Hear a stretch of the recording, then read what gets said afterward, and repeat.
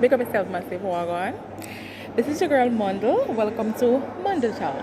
Now, today I have as my guest my friend Mishka, and we're going to be speaking about domestic violence. Now, recently in the Jamaican media, we've been having three recent incidents in less than a month. One was in which a Manchester man he shot his girlfriend. Second, a soldier killed his girlfriend, and third, a St. Elizabeth woman who was stabbed to death allegedly by her boyfriend. So I basically wanted for us to have a discussion about this topical issue and see how best we can provide solution to this issue. And what are your thoughts on this issue? So I did a little Google search and I googled what is domestic violence. And according to Google, it's basically violence or aggressive behavior within the home, typically involving abuse of a spouse or a partner. All right. So Mishka, what do you think is domestic violence? Hi, Jody. Welcome, everyone. Okay, so my definition for domestic violence, as stated before, it's abuse inflicted on a partner, whether it be verbal, physical, emotional abuse within the home. All right. Thank you so much for that. So, with having said that, then, what do you think trigger domestic violence in relationship? I'm thinking probably like disagreement, feeling inferior, wanting to show power. Okay. Okay, so some of the triggers I believe that cause domestic violence or trigger, I think one of the main thing is understanding morals and values, not respecting the other, and so therefore we feel entitled to do what we feel is needed in order to hear our voices. A lot of times we enter into a relationship not knowing our partner, what they stand for, their foundation, what has built them. For example, my husband, what has built him into the man he is today. If I understand his way of life, then I will know how to respect him.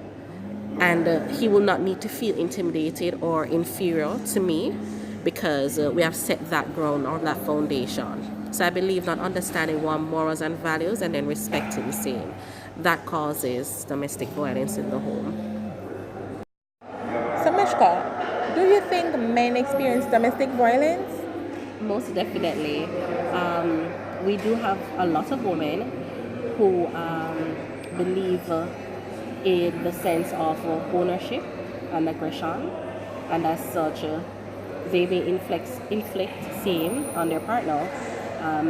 A male who they are in a relationship with were not grown in a home where they understood what aggression is or how to act manly, and you find males who are more of the passionate side will have partners who are aggressive, and then they themselves may inflict that kind of character or personality on that partner. So indeed, male can experience some level of abuse within the relationship. Thank you so much for that. And I also think that sometimes when men do experience domestic violence, that they don't talk sometimes, as Definitely. they might don't want to be seen as, you're soft. Yes, that's right. What is? You're a clown, or you understand this stuff like that. So because of insecurity and fear of being bullied and ridiculed, Yes.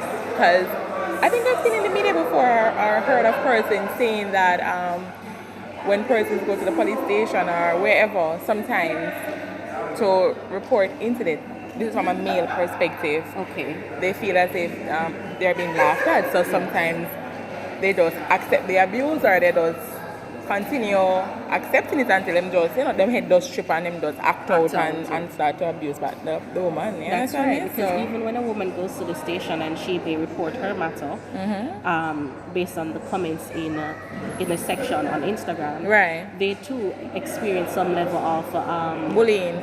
Right. So Cyberbullying. just to think about the bail when they themselves go and they're going to say, boss, say, woman, I beat me. I mean, come on.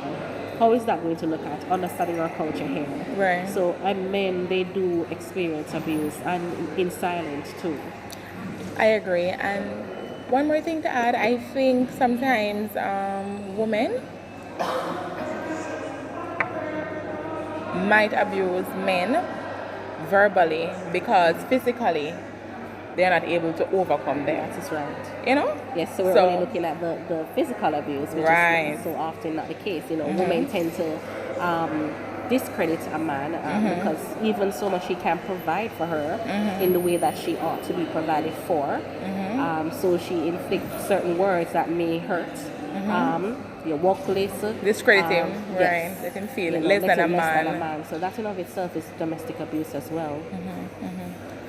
Thank you so much for that. So, if it is that we are, or anyone might observe that we are seeing someone experiencing, whether male or female, domestic abuse, what do you think, or violence, what do you think we should do then to assist them?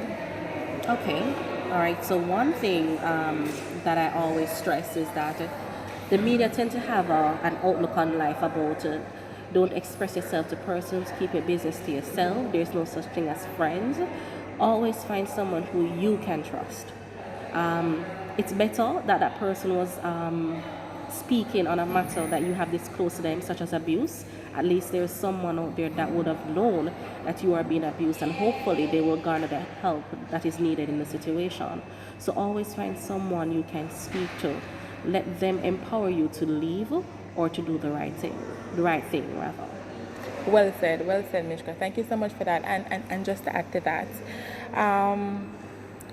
I would also recommend that they take photographs. Definitely. And write journals, letters. Yes. And report the incident. And if it is that it's an incident that they have been reporting continuously, that they make documentation of how many times they do it, and also bring a friend as a witness. Definitely. Right?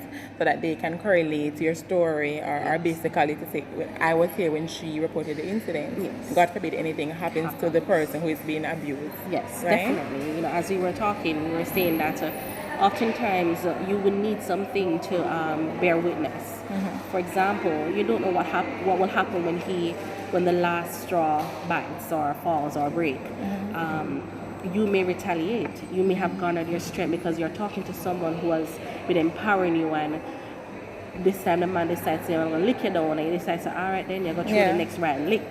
And it cut neck, and it caused death. Right. You would have need something there to be backing you, to back you up, to say that you have been reporting this matter, you have been speaking to the police, you have been taking pictures, you have been documenting the amount of incidents or occasions or whatever it is that has been occurring inside your home. So it's always good to document. If it is that there's no one around you believing that this man could be doing what he has been doing to you secretly.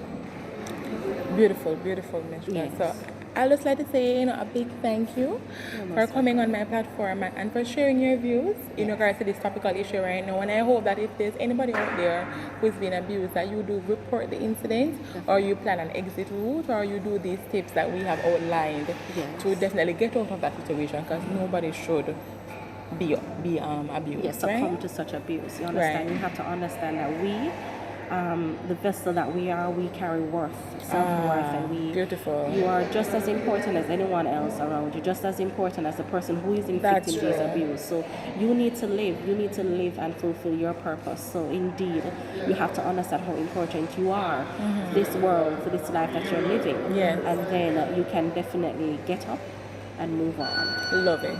All right then, so peace, walk good, one love, and thank you for tuning in to Mundle Talk.